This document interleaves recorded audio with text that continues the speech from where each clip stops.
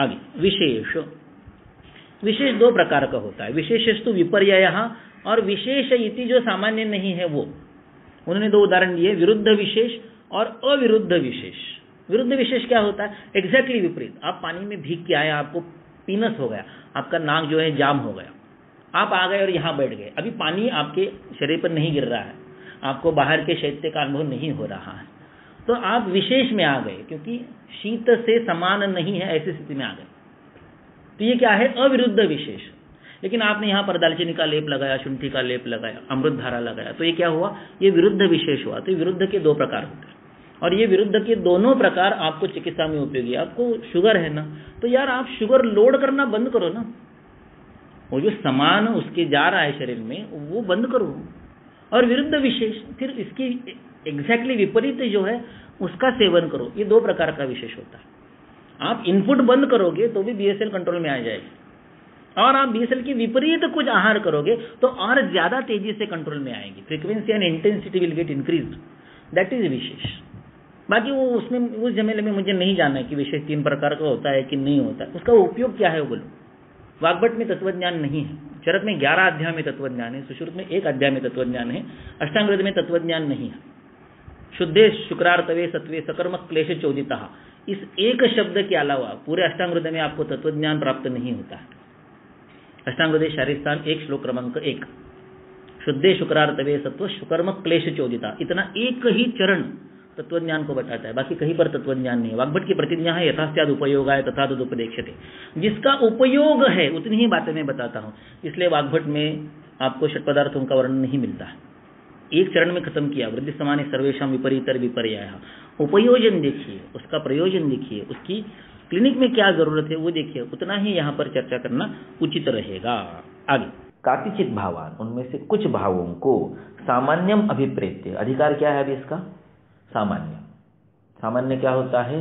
समान नहीं होता है, सिमिलर होता है, उसकी सदृश होता है, सारूप्य होता है, समीपत्व होता है। देखिए ऐसा है कि षट पदार्थ हमारे शास्त्र में नहीं है, यद्यपि षट पदार्थों का उल्लेख है, वर्णन है, किंतु वो वर्णन, वो उल्लेख, उसका क्रम, उसका प्रयोजन ये वैशेषिकों से बहुत भिन्न है। वैशेषिक लोक की दृष्टि से षट पदार्थ लिख रहे, द्रव्य गुण कर्म सामान्य विषय समवाय अभावा सप्त पदार्था। हमारे शास्त्र में द्रव्य गुण कर्म यह क्रम नहीं है। हमारा क्रम है सामान्यंच विशेषंच गुणान द्रव्याणि कर्मच समवायंच तज्ञात्वा, इस तरह से हमारा क्रम है। और ये क्या है हमारी दृष्टि से? ये सारा जो वर्णन होता है चरक में, तो पहले सामान्य का वर्णन, फिर विशेष का वर्णन, फिर ऐसे करते करते समवाय का वर्णन, इसके बाद वाक्य आता है इत्युक्तम कारणम कार्यम धातु साम्यम यह उच्यते। यह अस्मिन् शास्त्रे, आयुर्वेद शास्त्र में या चरक संहिता में या काय चिकित्सा रूप प्रास्ताविक विषय में ये जो हमने अभी 6 बातों का विवरण किया, ये क्या है? ये षट पदार्थ नहीं है। इत्युक्तम कारणम, ये कारण है। और अगर ये कारण है तो कार्य क्या है? ऑब्वियसली अगर आप कारण बता रहे हो तो आपको कार्य क्या है वो बताना चाहिए। तो इन 6 कारणों से कार्य बनता है धातु साम्य, और उस धातु साम्य के लिए कुछ करना, ये भिषक का कर्म है चरक सूत्र 16 में। धातु साम्य क्रिया चोक्ता तंत्रस्यास्य प्रयोजनम, ये तंत्र का प्रयोजन हुआ। और वो धातु साम्य के लिए काम करना, कथम शरीरे धातु नाम वैषम्यम न भवेत इति समानाम चानुबंधस्यात् इत्यर्थम क्रियते क्रिया कर्म तद भिषजाम सुनतम, वो भिषक का कर्म है। यानी ठीक से देखा जाए तो भिषक का कर्म क्या है? धातु साम्य बनाए रखना। साम्य क्या है? तो समत्व बनाए रखना। समत्व किस पर निर्भर है? तो सामान्यादि षट कारणों पर निर्भर है। उसमें से अग्र के रूप में कौन है? सामान्य है। और उस सामान्य का एक अलग दृष्टिकोण, तो मेरा एक ऐसा मानना है कि सामान्य होता है, विशेष नहीं होता है। नहीं, क्या बात कर रहे हो? चरक ने विशेष का वर्णन किया है, वाग्भट ने विशेष का वर्णन किया है, विशेष पृथकृत वहां पर डिफिनेशन है, और आप क्या बात कर रहे हैं? देखिए, अगर आप सीएमई में बात कर रहे हो, सीएमई का मतलब क्या है? Continuous medical education. अभी मॉडर्न में क्या होता है? देखिए, हम कंसेप्ट तो हमको सूझती नहीं है। जो मॉडर्न में होगा उसका समांतर जो भी है वो करना, इसमें हमें बहुत गौरव होता है। तो उनके वहाँ सीएमई चलती है, हमारे यहाँ भी चलनी चाहिए, तो हमारे यहाँ भी सीएमई चलती है। उनके यहाँ सीएमई क्यों चलती है? क्योंकि कुछ ना कुछ रोज नया ऐड होता रहता है। नया ड्रग ऐड होता है, नया प्रोसीजर ऐड होता है, नया इंस्ट्रूमेंट ऐड होता है, नया रोग ऐड होता है, कुछ ना कुछ ऐड होता रहता है। So they need continuous medical education. हमारे यहाँ क्या ऐड होगा? 3 में चौथा दोष आएगा, 7 में 8वां धातु आएगा? नहीं आएगा। फिर हमारे सीएमई का मतलब क्या है? अगर उसमें बदलेगा ही कुछ नहीं, अपडेशन ही कुछ नहीं होगा, तो आप सीएमई क्या करें? सीएमई क्या करेंगे? तो मेरा ये मानना है कि सीएमई जो है, कंटिन्यूस मेडिकल एजुकेशन जो है, जो हम इस समय कर रहे हैं, हम ये प्रयास कर रहे हैं कि उस चरक संहिता के पठन के निमित्त से हम उसके इर्द गिर्द, आसपास, समांतर, विरोधी, तत्सम, ये जो संदर्भ है प्रसंग के रूप में आने वाले, उनको भी देखें। तो उस दृष्टि से उस सामान्य नाम के पदार्थ पर, सामान्य नाम के कारण पर, सामान्य नाम के विषय पर मैंने एक अलग दृष्टिकोण वहां पर रखा। देखिए, अगर आप सीएमई में हो तो आपको कंटिन्यूस मेडिकल एजुकेशन के रूप में कुछ तो नया मिलना चाहिए, चाहे वो गलत हो। एक अलग दृष्टिकोण मैंने वहां पर रखा कि शास्त्र में सामान्य ही होता है, विशेष होता ही नहीं है। पहला जो बात है, जो यहाँ चरक ने लिखा कि तेषां यथा स्थूलम कतिचित भावान सामान्यम अभिप्रेत्य उदारयिष्यामः। वो जो सामान्य है वो क्या है? तो मैंने वहां पर एक प्रश्न उपस्थित किया कि हमारा व्यवहार जो चलता है आयुर्वेद का, वो किस पर चलता है? हमारा व्यवहार चलता है सामान्य पर, हमारा व्यवहार विशेष पर नहीं चलता है। हम विशेष नहीं देते हैं। हम जो भी देते हैं, मान लो आप वहां पर पीनस है, कफ का प्राबल्य है, इसलिए कफ का विरोधी आपने तीक्ष्ण, उष्ण, कटु, तिक्त, ऐसा रुक्ष, ऐसा कुछ दिया, तो आपको लगता है कि मैंने कफ का विशेष दिया, क्योंकि कफ के विपरीत है ना वो। विशेषस्तु पृथक्त्व, विशेषस्तु ह्रासकृत है ना, यानी आपने विशेष ऐसा आप नहीं दिया, आपने विशेष नहीं दिया। आप कफ की दृष्टि से देख रहे हो, इसलिए आपको लगता है कि आपने विशेष दिया, लेकिन ऐसे नहीं होता। आप क्या दे रहे हो? आप मान लो कोई शुंठी दे रहे हो, आप मरीज दे रहे हो, आप उष्णोदक दे रहे हो, आप स्वेदन दे रहे हो, आपने वहां पर कुछ उष्ण लेप लगाया। Whatever you are applying, you are trying to increase तदगुण सामान्य इन दैट शरीर। आप जो दे रहे हो वो भाव पदार्थ है, आप अभाव को दे नहीं सकते। आप तद्विपरीत विशेष दे रहे से आपको लग रहा है, लेकिन आप उस समय जो दे रहे हो उससे उस समान द्रव्य गुण कर्म का उस शरीर में वर्धन होता है, जो इवेंचुअली कफ सदृश भावों का अनुबंध नष्ट कर देता है। और आपको जिन भावों का वहां पर सद्भाव चाहिए, उन भावों का वहां पर साम्य, अनुबंध, समत्व प्रस्थापित करता है। हम विरुद्ध नहीं देते हैं, हम विशेष दे ही नहीं सकते, विशेष होता ही नहीं है। तो आप विशेष दोगे कैसे? देयर इज नो विशेष, वो एग्जिस्ट ही नहीं करता है। यद्यपि हमें पढ़ाया जाता है कि सामान्य विशेषण गुणाद्रव्यादि कर्मच, विशेष अस्तित्व में ही नहीं है। आप विशेष दे ही कैसे सकते हो? आप जो देते हो वो उसके सदृश भावों का वहां पर निर्माण करता है। और ये मेरा कहना नहीं है, ये मैं कह रहा हूं विशेष नहीं होता, ऐसा नहीं। ये चरक कहते हैं चरक सूत्र 16 में कि न नाश कारणा भावात विद्यते नाश कारणम। वो अत्यय का कारण ही नहीं है, वो तो अपने आप होने वाला है। स्वभाव वो उपरमा होने वाला है, स्वभाव वो परम सदा, स्वभाव से ही उनका उपरम होने वाला है। न निरोधे अस्ति कारणम, उनके निरोध का कारण होता ही नहीं है। आप क्या देते हो फिर? आपको लगता है कि मैंने श्लेष्मा के विपरीत, श्लेष्मा का जो सामान्य है वो मैंने बंद कर दिया, श्रीखंड मत खाओ, ठंडी हवा में मत जाओ, ठंडा पानी मत पियो, है ना, ऐसा आपने कथम शरीरे विषमा न अनुबंधंती, जो आपको अच्छे नहीं लग रहे हैं, जो रोगकारक घटक है, उनका अनुबंध न हो, इसकी आप व्यवस्था वहां पर कर रहे हो। यानी आप क्या कर रहे हो? श्लेष्म समान, श्लेष्म सामान्य हेतुओं को बंद कर रहे हो, ठीक है। लेकिन आप दे क्या रहे हो? आप उसके विपरीत दे रहे हो, ऐसा आपको लगता है। आप जो दे रहे हो उससे श्लेष्मा का विपरीत कुछ नहीं होता है। आप जो दे रहे हो वो उन भावों का वहां पर सामान्य होता है, उन भावों का वहां पर सद्भाव होता है, उन भावों का वहां पर वर्धन होता है, उन भावों की वहां पर उपस्थिति होती है, जिससे अभिभूत होकर रोग कारण जो वहां पर श्लेष्मा का संचय है वो नष्ट होता है। यू कांट गिव विशेष, यू कैनॉट डिस्पेंस विशेष। Whatever you are giving सामान्य अब तद विपरीत भाव, ऐसा मैंने वहां पर लिखा है। इसलिए हमारी सारी जो प्रैक्टिस है वो अकेले सामान्य पर चलती है। हमारी जो सारी प्रैक्टिस है वो अकेले सामान्य पर चलती है। और सर्वश्रेष्ठ प्रमाण कौन सा है? ऐसा उस सामान्य के प्रसंग से, सामान्य के निमित्त से मैंने प्रश्न उठाया कि सर्वश्रेष्ठ प्रमाण कौन सा है। ऑफकोर्स आपको लगेगा कि आप्त प्रमाण सर्वश्रेष्ठ है। कौन आप्त है आज? आपको मैंने पूछा कि भाई टोमेटो का रसोई विभाग बताओ, किसी ने बता भी दिया, कौन उसको मानेगा? मैंने आपको पूछा कि पेट्रोल का महाभूत बताओ, कौन मानेगा उसको? आप बता सकते हो पेट्रोल का महाभूत? नहीं बता सकते। मान भी लिया, आपने बता भी दिया, हु विल ट्रस्ट इट? आप तो नहीं है, यानी आज की स्थिति में आप तो डज नॉट एग्जिस्ट। आपको प्रत्यक्ष से कुछ पता चलता है क्या चल रहा है? वो आपके सामने मैंने एक पेशेंट खड़ा किया जिसको टीवीडी है, आपके सामने मैंने एक पेशेंट खड़ा किया जिसको टीएनबीसी है, आपके सामने मैंने एक पेशेंट खड़ा किया जिसको वहां पर एक 14 mm का गॉलस्टोन है। आपको सामने देखिए क्या पता चलने वाला है?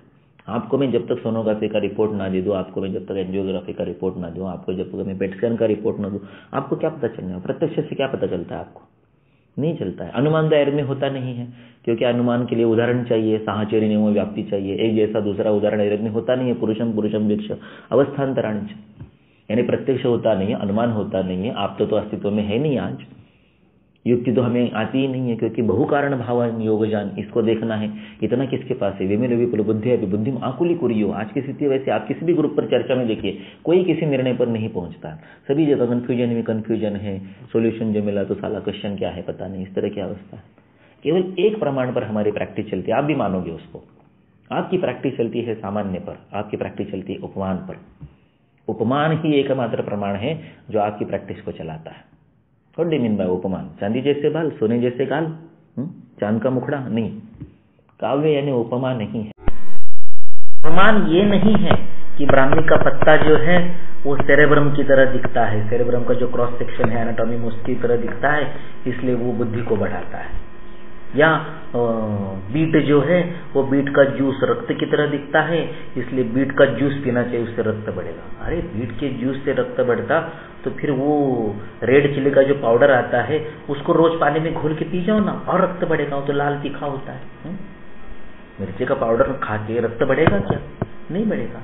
उपमान इतना आसान नहीं है कि अखरोट ब्रेन की तरह दिखता है तो अखरोट से ब्रेन बढ़ेगा।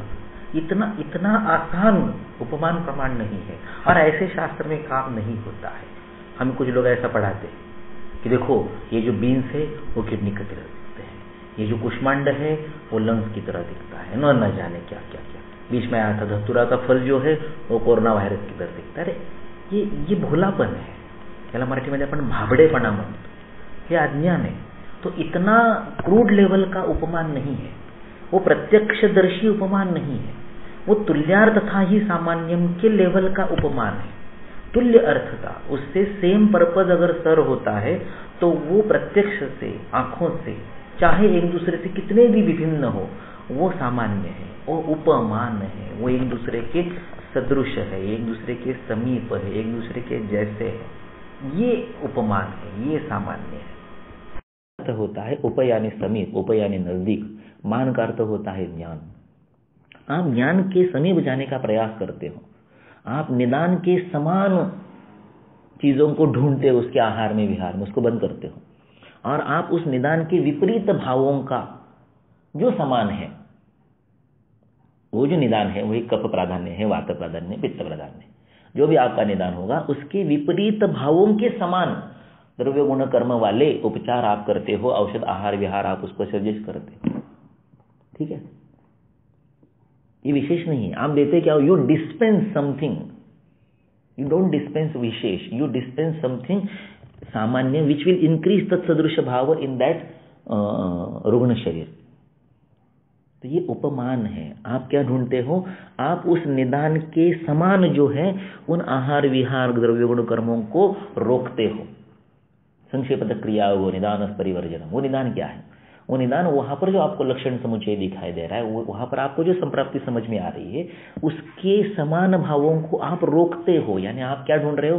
सामान्य ढूंढ रहे हो। आप उसके सदृश, उसके सारूप्य के भावों को ढूंढ रहे हो। और उपमान का अर्थ क्या है? उपमान का अर्थ है सादृश्य ज्ञानम। उपमान का अर्थ है अतिदेश वाक्यार्थ स्मरणम, इसके जैसा वो, ऐसा ढूंढते हो आप। और जब आपको निदान पता चला तो आप उसके समान हमेशा सेम नहीं होता है। आप किसी का भ्रूण करते हो, उसके शरीर में मांस का क्षय है, और आप शतावरी देते हो। शतावरी और मांस समान है? वैशेषिक की दृष्टि से नहीं है। वैशेषिक की दृष्टि से शतावरी में मांस का अन्योन्या भाव है, शतावरी में मांस का अन्योन्या भाव है। वैशेषिकों की दृष्टि से ये दोनों अलग हैं। व्यावर्तकास्तु विशेषाः, शतावरी और मांस ये व्यावर्तक है, इसलिए मांस और शतावरी वैशेषिक की दृष्टि से विशेष है। वैशेषिकों का नामकरण ही विशेष पदार्थ के कारण पड़ा है, और मैं कहता हूं कि विशेष अस्तित्व में नहीं होता है। तो ऐसे कुछ बंडों को, this is CMA as per my consideration, मेरे आकलन से, कि कंटिन्यूस मेडिकल एजुकेशन, उसी विषय पर कुछ एक अन्य विचार करके देखना है, यह अभ्युपगम है। मैंने कहा इसलिए वो अंतिम वाक्य नहीं हुआ, सिद्धांत नहीं हुआ, यह अभ्युपगम है। मुझे लगता है कि वैशेषिकों का विशेष या विशेष नाम का पदार्थ या विशेष नाम का कंसेप्ट अस्तित्व में नहीं होता है। Whatever we do it is based on सामान्य, सामान्य, सादृश्य, सारूप्य, और एक्चुअली सामान्य की 3 परिभाषा आपके शास्त्र में उपलब्ध है कि सर्वदा सर्वभावानां सामान्यं वृद्धि कारणम, लेकिन उसको असति विरोधके, प्रवृत्ति उभयस्यतु, असमानतापि वृद्धिर्भवति, ऐसे 3 क्लॉजेस हैं। और वो लिखता है कि ये समान का डेफिनेशन नहीं है। किम तर्हि आयुर्वेद उपयोगी धर्मेण निर्देशः, ये आयुर्वेद के यूटिलिटी ओरिएंटेड उसका हमने वर्णन किया है। फिर सामान्य की व्याख्या क्या है? सामान्य की व्याख्या है सामान्यम एकत्व कर्म, उसके जैसा सेम जो होता है वो सामान्य होता है। यानी किसी को रक्तक्षय हुआ, आपने उसको पीसीओ चढ़ा दिया तो ये सामान्य है। किसी को लीवर फेलियर हो गया, आपने लीवर निकाल दिया और उसका ट्रांसप्लांट कर दिया, ये सामान्य है। उसी के जैसा सामान्यम एकत्व कर्म, ये ऐसा ही है। गाय के जैसी गाय, ये तंतोतंत सामान्य जो है वो सामान्य कर, लेकिन वो हमेशा नहीं मिलेगा। हम मांस का ब्रूहण शतावरी से करते हैं, ये सामान्य में एकत्व कर्म में नहीं आता है। फिर किस में आता है? वो अगले वाक्य में आता है, तुल्यार्थता ही सामान्यम। तुल्य अर्थता, अर्थ का अर्थ होता है टू सर्व द पर्पज, अर्थता का अर्थ होता है the trend to serve the similar purpose. तुल्य अर्थ, और तुल्य अर्थ जिनसे होता है वो 2 चीजें वैशेषिकों की दृष्टि से, चाहे अन्योन्य भाव में हो, चाहे विशेष में हो, चाहे अत्यंत डिफरेंट हो, लेकिन हमारी दृष्टि से वो सामान्य है। इसलिए हमारी दृष्टि से शतावरी ये मांस के समान है, because they serve the same purpose. तुल्य अर्थता ही सामान्य। और अब इस दृष्टि से, इस उपमान से, उपमा ज्ञान के समीप, वो ज्ञान नहीं है, ये ज्ञान के समीप जाने का प्रयास है। आप प्रैक्टिस करते यानी क्या करते हो? अनुमान कुर्वन्ति वैद्यकम न प्रतिज्ञा, वो प्रतिज्ञा नहीं है, वो आपका अनुमान है। और योग रत्नाकर में अनुमान शब्द ये तर्क के लिए आता है, अनुमान प्रमाण के लिए नहीं आता है। अंदाजा से करने की बात है, आप उसके पास पहुंचने का प्रयास कर रहे हो। तो ये उप ज्ञान के करीब करीब, रनरअप, राष्ट्रपति, उपराष्ट्रपति, प्राचार्य, उप प्राचार्य, यानी वो प्राचार्य नहीं है, प्राचार्य के करीब पहुंच गया है। वो राष्ट्रपति नहीं है, राष्ट्रपति पद के नजदीक है। उपविजेता है, वो विजेता नहीं है, वो विजेता के थोड़ा सा पीछे है। तो उपमान क्या है? उपमान साक्षात ज्ञान नहीं है, आप उस ज्ञान के बहुत करीब जाने का प्रयास करते हैं, और जिसको वो सामीप्य सबसे ज्यादा प्राप्त हुआ उसको सिद्धि प्राप्त हुई, वो यशस्वी वैद्य होगा। लोक में जो आप है, ब्रह्मांड में जो जल तत्व है, आप तत्व है, वो शरीर में क्लेद है। देखिए क्लेद शब्द आप कहा है, क्लेद जो है वो आप है। तो ये बहुत इंपॉर्टेंट है हमारे लिए। हाँ, जो हम चिकित्सा कर रहे हैं आज, संतर्पणजन्य जो भाव आते हैं, संतर्पणजन्य जो विकार आते हैं, उनकी चिकित्सा इस लाइन पर होती है। आप अर्थात क्लेद, जल है वो हमेशा स्वच्छ होगा ऐसे नहीं, क्योंकि एक भूतजन्य भाव नहीं होता है। तस्मान नहीं कर द्रव्यम भूत संघात संभवात नहीं कदोषास्त तो रोगा। ना एक रसजन्य द्रव्य होता है, ना एक दोषजन्य विकार होता है। क्यों? क्योंकि भूत संघात संभवात, हर भाव में 5 महाभूत है। तो जल को अगर क्लेद कहेंगे तो जल के साथ उस समय कितनी पृथ्वी है, कितना अग्नि है, उसके अनुसार उस स्थान के, उस अवस्था के क्लेद का स्वरूप होगा। कभी वो पस के रूप में होगा, जब उसमें जल के साथ साथ थोड़ी पृथ्वी और अधिक अग्नि होगा, तो विदा हो जाने के बाद उसका पस बनेगा, पूय बनेगा। कभी कभी वो मांसकोत के रूप में आएगा, तब उसमें अग्नि का प्रमाण कम हो जाएगा, जल का प्रमाण, पृथ्वी का प्रमाण ज़्यादा हो जाएगा। कभी कभी वो विसर्गंध में चला जाएगा, कभी कभी उसमें होल्स पड़ जाएंगे, कभी कभी उसमें फैन आएगा तो वायु आएगा। तो ये जो भूत संघात संभव है, उनका जो तरतमत्व है, वो उस समय आप उस अवस्था में, उस देह में, उस काल में, उस वय में, उस ऋतु में उस भावों को किस प्रकार से देखते, उस पर आपका बाहुल्य, आपका प्राबल्य, आपका प्राधान्य, आपका उल्बणत्व होने के बावजूद उसमें अन्य महाभूतों का कितना सद्भाव है, उस पर निर्भर करेगा कि आप उसको पथ्य के रूप में क्या बताएंगे, निदान वर्जन के रूप में क्या बताएंगे। और तद विपरीत ऐसे भावों का निर्धारण करके उस विपरीत के समान भावों का कैसे उसको आहार, औषध और विहार के रूप में मार्गदर्शन करेंगे। इसलिए आपक्लेदाह ये बहुत ही मेरी दृष्टि से उपयोगी शब्द है, क्योंकि सारा क्लेद पर ही निर्माण होता है। वाग्भट कहता है कि 2 ही प्रकार के रोग है, 5 प्रकार के नहीं है, 3 प्रकार के नहीं है। लहानपणी 5-3-2 खेळला आहेत का? खेळला आहेत ना? तो ये 5-3-2 ही है, पंचमहाभूत है, त्रिदोष है, लेकिन वाग्भट उसके परे चला जाता है। ऊपर कम में से ही द्वित्वाद विधेय उपक्रम होता, 2 ही चीजें होती है, कहाँ 5 होती है, कहाँ 3 होती है। क्यों कंफ्यूजन बढ़ाते हो? जितना घटाओगे उतना आसान हो जाएगा। ये संतर्पणजन्य है, तो उसको अपतरण के रूप में जो अग्निवायु आकाश है उसके उपचार करो। और ये अपतर्पणजन्य है तो अग्निवायु आकाशजन्य है, उसको संतर्पण के पृथ्वी जलजन्य उपाय करो। बहुमापम इतरच्यते, 2 ही चीजें हैं उसमें। तो इतना वाग्भट ने आसान करके रखा है, एंड इट प्रैक्टिकली अप्लाइज। ऐसा नहीं कि मैं वाग्भट का बायस हूँ इसलिए उसके बाद मैं गुणगान कर रहा हूँ, ऐसा नहीं है। पेट भरना चाहिए ना। पेट नहीं भरेगा तो वाग्भट के श्लोकों का क्या करेंगे, अचार डालेंगे? नहीं। वाग्भट इसलिए ग्रेट है कि whatever he has written it is practically very useful, because I practice Vagbhata.